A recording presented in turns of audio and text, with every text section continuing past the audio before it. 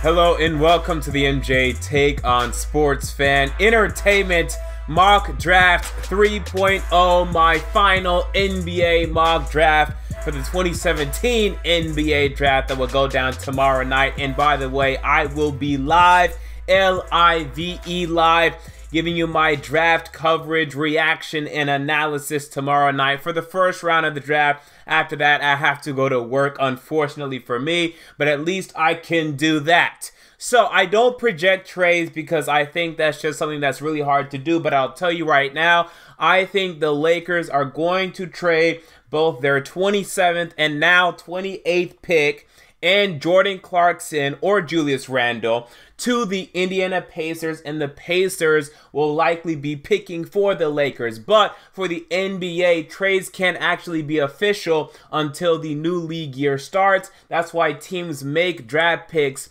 for the other team. If you go back and you look at past drafts, or let's say last year, the Kings selected Marquise Chris, but it was for the Phoenix Suns. So I think ultimately the Pacers will be making the final decisions on picks 27 and 28. I think that Paul George trade will go down tomorrow night. But let's start by talking about the first couple picks of this mock draft. Last time, the Sixers were not picking number one. This time they are, as last week they traded for the number one overall pick. Actually, technically it was Monday, and they're going to select Markelle Fultz to be their new guard. I'm going to be interested to see if they play him at point guard or shooting guard. Personally, I play him at point guard, put Ben Simmons at the power forward position, and let Simmons dribble the ball up the court from time to time, but let him play like LeBron James, to where he is a forward, but he's not playing the one, okay? Don't play him at the one, please. That'd just be a mistake to me. Not a huge mistake, but a mistake to me.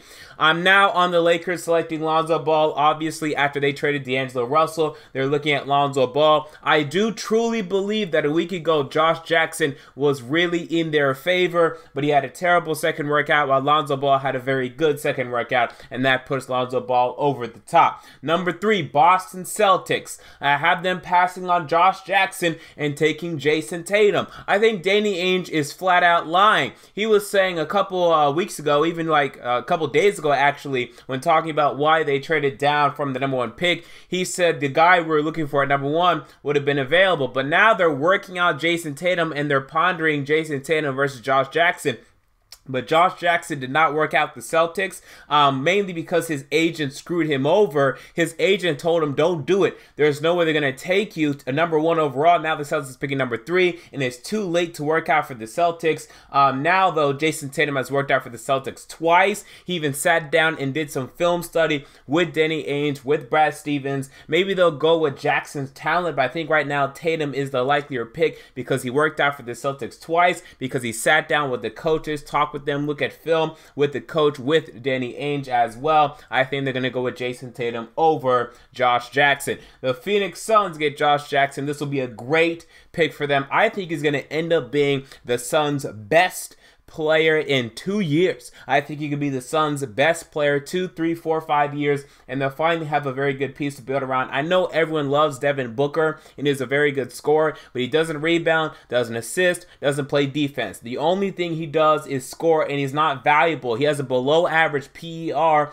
in the NBA, only shoots 42%. He's not efficient. He doesn't really lead to wins, while Josh Jackson would be efficient, be a two-way player, and lead to wins.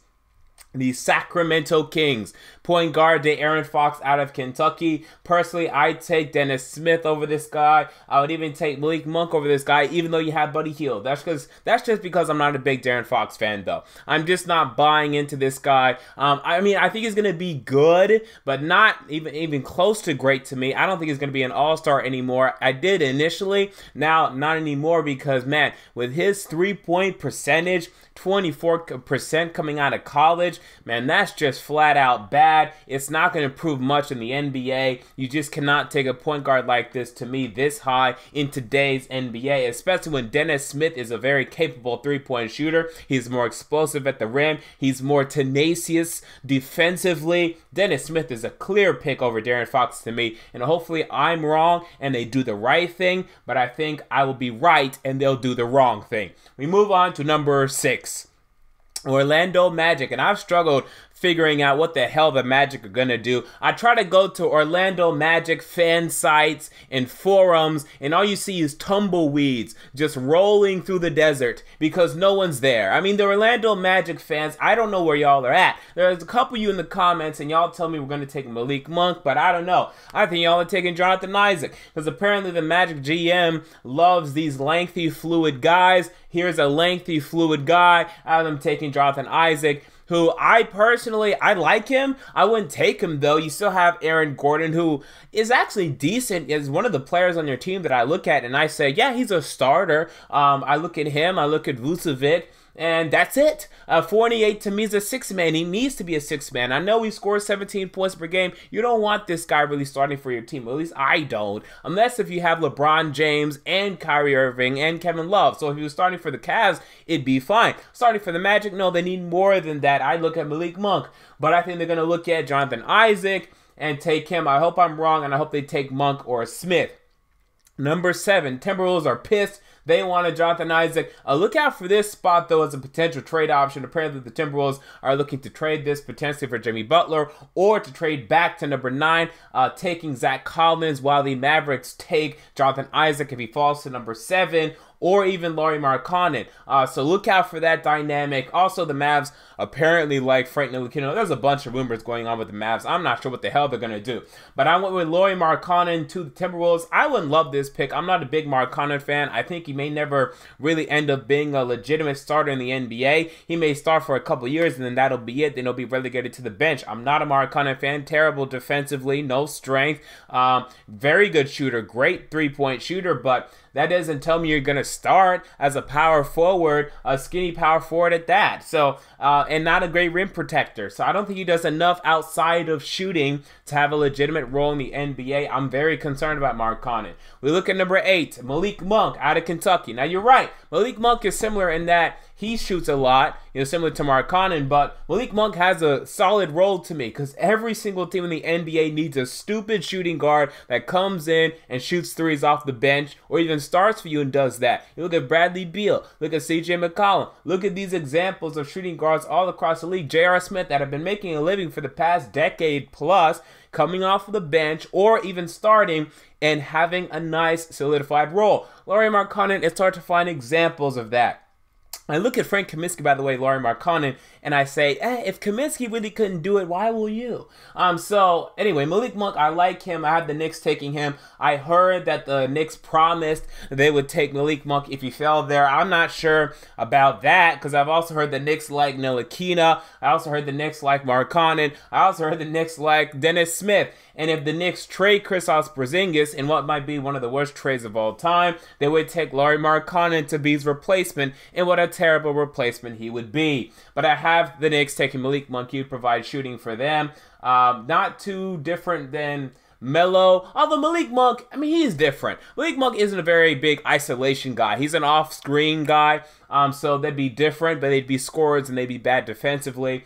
Get rid of Melo. Look at number 9. Dallas Mavericks, they take Dennis Smith Jr., and this would be a perfect fit for them. They need a star, okay? After Dirk Nowitzki leaves soon, which I can't believe he's not leaving now. He should retire this minute, but he won't. I don't know why. They need a star, and Dennis Smith would be that for them. He'd provide scoring initially, right off of the bat. He'd be a big-time scorer, and eventually, to me, a 20-plus point per game guy, and a very good point guard for the Dallas Mavericks, giving them some sort of peace as they rebuild this team. They do have Harrison Barnes, but he ain't no star. We look at Sacramento Kings, number 10. I have them taking Zach Collins out of Gonzaga. From what I understand, it was Gonzaga, right? I know some of y'all complain about how I pronounce Gonzaga. Gonzaga, the Zags. I have them taking Zach Collins from Gonzaga. And apparently the Kings like Zach Collins. So sure, let's go with that. So beyond that, we have some interesting picks. I have Ntilikina falling all the way down to number 11 to the Hornets. Now, I've heard Ntilikina associated with the Knicks and the Mavericks heavily, but that's it. So that tells me he may fall because if Monk and Smith fall, like I have them doing, I think those teams just have to take those homebred talents before they took Ntilikina. At least I know I would, and I think that's just common sense. So I have Ntilikina falling to the Hornets. Although the Hornets don't need a point guard, What do the Hornets need? They need a small forward. One's not available. They need a power forward. They could reach on one. But Ntilikina could be a nice backup point guard to Kemba Walker. Their backup point guard this year was Ramon Sessions. Screw that. Now you can have Ntilikina, and maybe you can play Ntilikina and Kemba Walker at the same time. You'd have a nice juxtaposition there. Ntilikina providing defense. Kemba providing a combination of both. I look at that and I like that. Number 12. Pistons take Luke Kennard out of Duke. They want a shooter. I look at him or Donovan Mitchell, but I think they prefer Kennard because they need shooting because Kentavious Caldwell-Pope is looking to leave in free agency and get paid way too much money by a random team like the Brooklyn Nets. Other than that, I still have Harry Giles going number 15 to the Portland Trail Blazers. I think he'll go higher than people are expecting. I really like TJ Leaf, and him going to the Hawks would be so important for them because they need pieces. They're going to rebuild this year, man. They're going to tank this year. But at least TJ Leaf would be a good player for them. I have them getting TJ Leaf at the 19th pick. Other than that, I have the Thunder taking Terrence Ferguson out of Australia. This would be a very interesting pick for them, but I think this guy could develop. We'll see if Russell Westbrook will be there past this upcoming season, but if he is, and Ferguson develops and ends up starting, that'd be a nice 1-2 punch, very athletic 1-2 punch. Other than that, Bam Adebayo goes 25 to the Magic. You know, to me, this guy's going to fall a little bit, but I think this is about his range. Again, I have the Lakers trading these two picks, the 27th and 28th picks, to the Indiana Pacers. But again, trades can't be official until the new league year starts. So the Lakers will be making these picks on behalf of the Pacers, and I have them getting Derek White and Caleb Swanigan. But even if that trade does not go through with the Paul George trade, I think these two players would be nice fits for the Lakers anyway. So if I'm wrong on that projected trade, this could still happen, and the Lakers still could still end up taking these guys, but they played for their own team instead of the Indiana Pacers.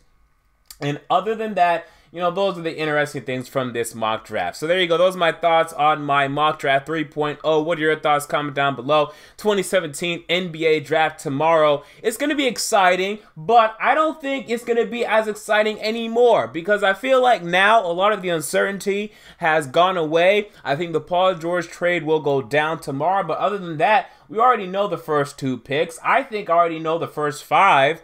And we'll see what happens outside of that. But is anyone really that exciting outside of the top 10? I don't think so. So it's going to be an NBA draft. And any NBA draft is fun. But I feel like a lot of the fun has been taken away due to all this activity through the past week. But we'll see what happens. There you go. Those are my thoughts. What are yours?